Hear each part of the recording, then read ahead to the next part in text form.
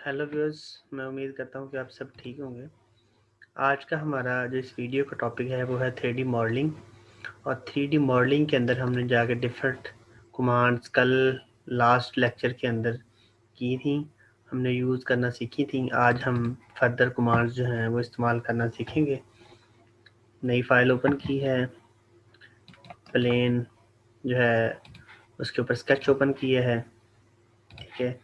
और rectangle command लेके एक स्केच क्रिएट करते हैं। उसकी डायमेंशन देते हैं 6 इंचज़, ये वाली डायमेंशन देते हैं 3 इंचज़। इसको एक्सट्रूड बेस करते हैं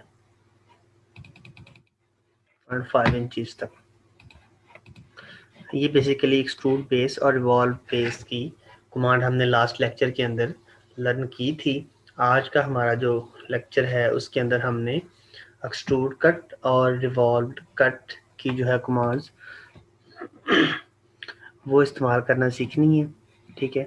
तो एक्सट्रूड कट की कमांड इस्तेमाल करने के लिए या रिवॉल्व कट की कमांड इस्तेमाल करने के लिए हमारे पास पहले एक बॉडी मौजूद होनी चाहिए। इसलिए मैंने एक्सट्रूड बोस की एक कमांड इस्तेमाल पहले की है ताकि हम उससे फर्दर आगे एक्सट्रूड कट की या रिवॉल्व कट की कमांड इस्तेमाल करना सीखें।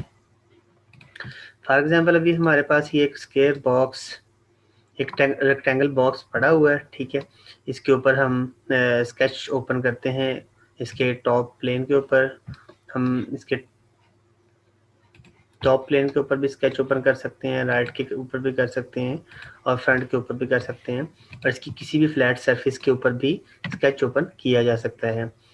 तो इसकी सरफेस के ऊपर स्केच ओपन करने के लिए हम यहाँ पे राइट क्लिक करेंगे और स्केच के आइकन के ऊपर क्लिक, और उसके बाद हम व्यू को नॉर्मल करवाएंगे। उसके बाद हम यहाँ पे एक सर्कल लगाएंगे, यहाँ पे सर्कल लगाएंगे।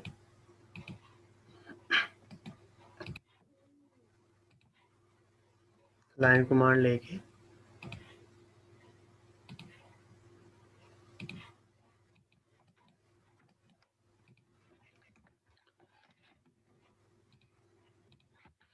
ये स्केच भी जो हमने बनाना है ये भी हमने क्लोज बनाना है। बेशक आप हम 3-4 जो है रीजन इसके बना सकते हैं। रीजन क्या होता है कि यहाँ से अगर ये स्केच शुरू हुआ है तो इसका ये वाला कॉर्नर, उसके बाद ये कॉर्नर, फिर ये कॉर्नर, फिर ये कॉर्नर, तो ये एक मुकम्मल रीजन बन जाता है। ये एक सर्कल है तो इसके अंदर वाला पोर्शन एक मुकम्मल रीजन कहलाएगा। ये वाला सर्कल है, इसके अंदर वाला पोर्शन एक मुकम्मल रीजन कहलाएगा। तो बेसिकली हम जितने मर्जी रीजन बना लें लेकिन हर रीजन जो है वो क्लोज होना चाहिए इस कमांड के इस्तेमाल करने के लिए भी, ठीक है। तो इसके लिए सेंटर लाइन की वैसे ज़रूरत नहीं होती, लेकिन अगर हमने रिलेशंस बनाने हों आपस में तो फिर हम सेंटर लाइन लगा देते हैं।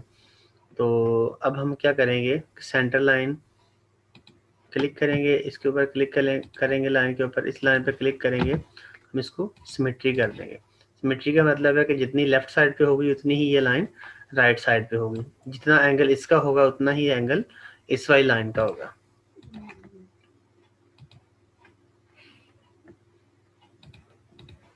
फॉर एग्जांपल इसका हम 15 एंगल करते हैं तो इस वाली लाइन का एंगल भी ऑटोमेटिकली 15 होगा। तो लास्ट लेक्चर के अंदर मैंने बताया था कि ड्रिवन डायमेंशन जो है उसको चेंज नहीं किया जा सकता है।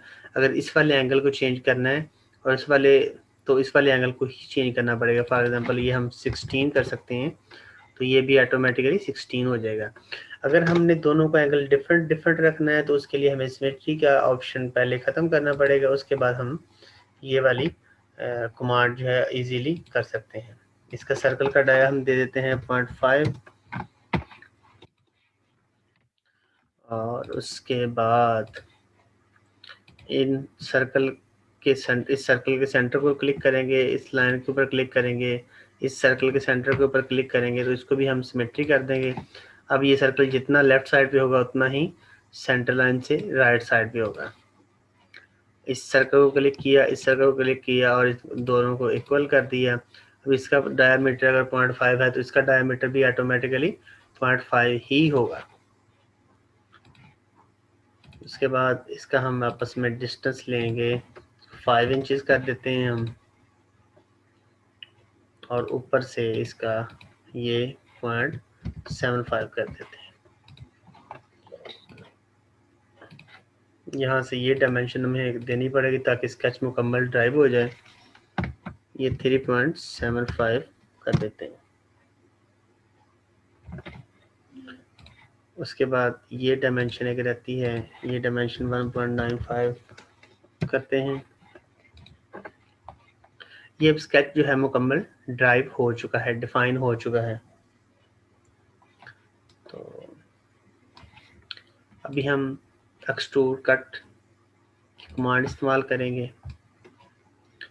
इसके अंदर भी वो सेम ऑफसेट वाला फीचर इस्तेमाल हो सकता है कि अगर हमने एक्सट्रूड कट की कमांड इस फेस से ही शुरू करनी है जिसके ऊपर हमने प्लेन बनाया है, या इससे आगे से शुरू करनी है।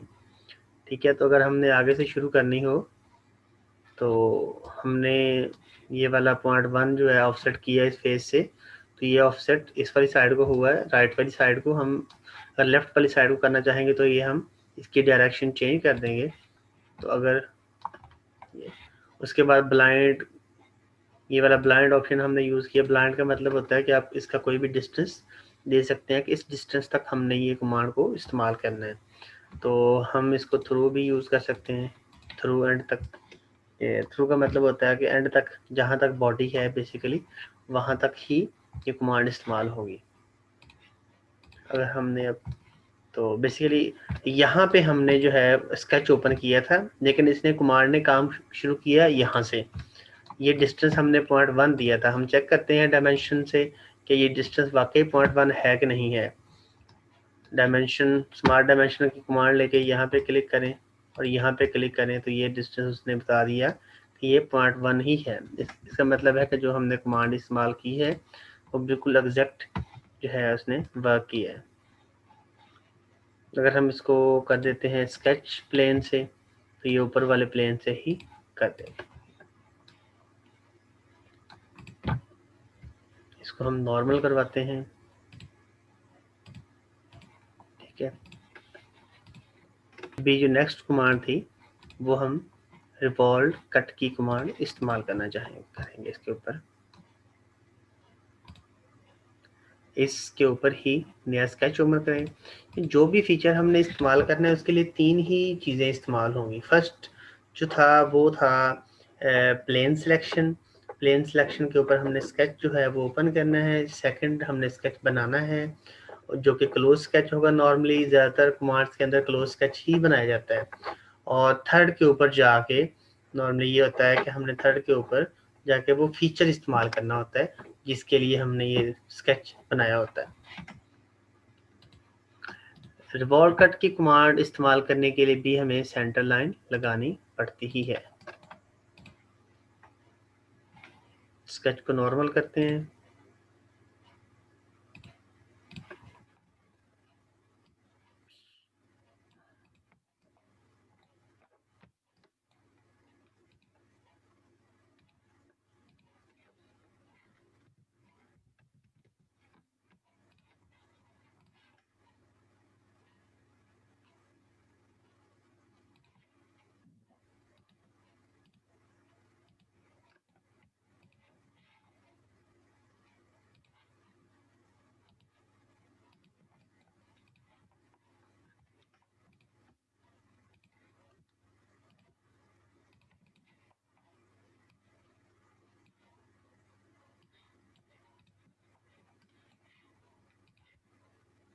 यहाँ पे हम डायमेंशंस देते हैं ताकि स्केच जो है मुकम्मल डिफाइन हो जाए।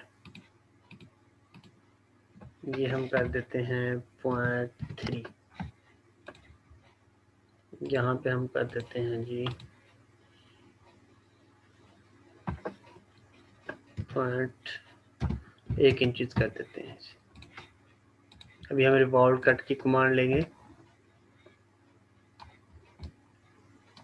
तो ये एक ही सेंटर लाइन थी इसलिए उसने वही सेंटर लाइन यहाँ पे डिफाइन कर दी है कि ये वाली सेंटर लाइन। यहाँ पे हम डबल क्लिक करके इसको डिलीट करते हैं तो ये दोबारा हमें एक्सिस ऑफ रोटेशन बताना पड़ेगा कि इस एक्सिस के इर्द गिर्द जो है हमने ये रिवॉल्व कट की कमांड इस्तेमाल करनी है। उसके बाद ये एंगल है, ये एंगल भी हमें बताना होता है कि कितने एंगल तक हमने इस्तेमाल करनी है।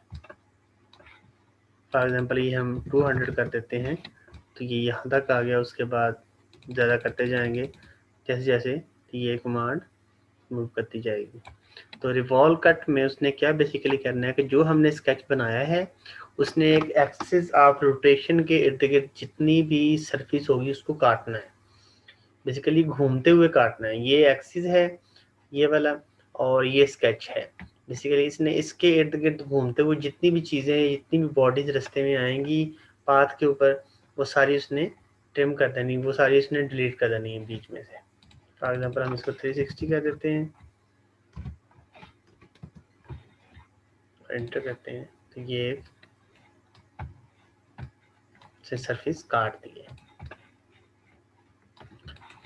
इसके बाद फिलेट कमांड है, एक और साथ में बना लेते हैं ताकि ये थोड़ा सा बेहतर तरीके से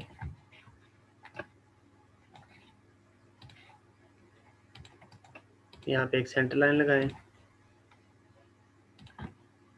ये लाइन लगा के एक और स्केच बनाएं, थोड़ा सा बेहतर तरीके से जो है वो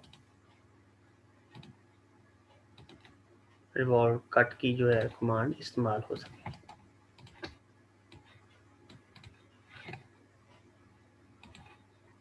रिवॉल्व पहले से बूस्ट कर लें ताकि जो है एक हमारे पास फीचर बन जाए, उसके ऊपर ही रिवॉल्व कट का फीचर जो है वो इस्तेमाल होगा। फ्रंट प्लेन के ऊपर दोबारा एक नया स्केच ओपन करें, सबसे पहले सेंटर लाइन लगाएं, उसके बाद यहाँ पे एक क्लोज स्केच में रेक्टेंगल लगाएं, फिलेट कमांड लगाएं, यहाँ पे इसकी साइज ज़्यादा कर दें। अभी इसको रिवॉल्व कट करें, जो centre line axis of rotation है वो ये सिलेक्ट करेंगे हम और इंटर ओके कर देंगे। तो ये वाला अभी हमने रिवॉल्व कट के थ्रू ये बनाया है।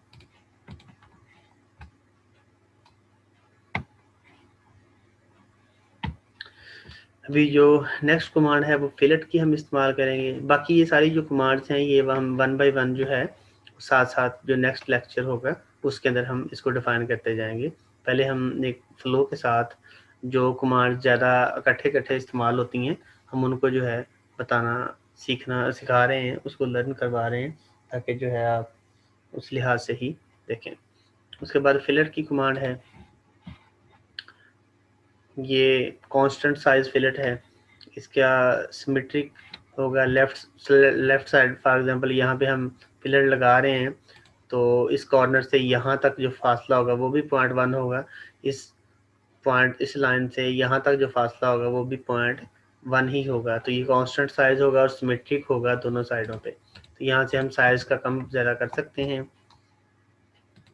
इस तरह। उसके बाद हम यहाँ फिलेट लगा सकते हैं। बेसिकली यहाँ पे फिलेट हम प्रेस कर रहे हैं लेकिन लग नहीं रही, उसकी रीज़न ये है कि जो फिलेट कमांड है वो एट द टाइम जो है वो एक ही बॉडी के ऊपर फिलेट हम लगा सकते हैं। ये एक अलग बॉडी है, ये एक अलग बॉडी है, दोनों का आपस के अंदर अभी कोई भी रिलेशन नहीं है, कोई लिंक नहीं है। अगर ये आपस में जुड़ी हुई होती और एक ही बॉडी होती तो फिर यहाँ पे भी फिलेट लग जानी थी, लेकिन अब चूंकि इनके अंदर खला है और ये आपस में अलग अलग बॉडीज हैं इसलिए ये आपस में इसके ऊपर फिलेट नहीं इस्तेमाल हो रहा। इन दो के ऊपर करें, बेशक इस कॉर्नर पे हम कर लें, इस कॉर्नर पे कर लें, वो इजीली जो है वो इस्तेमाल हो जाएगा।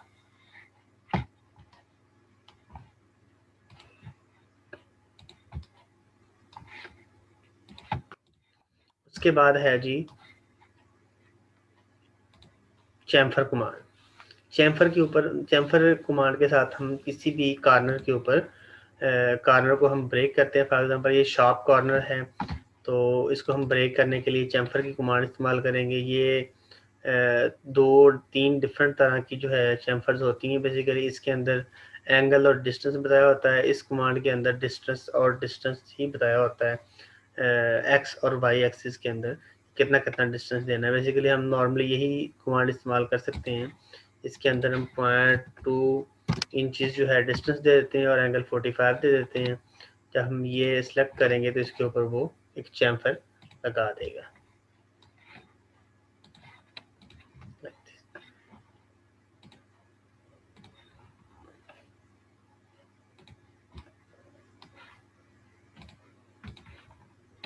नॉर्मल करते हैं हम।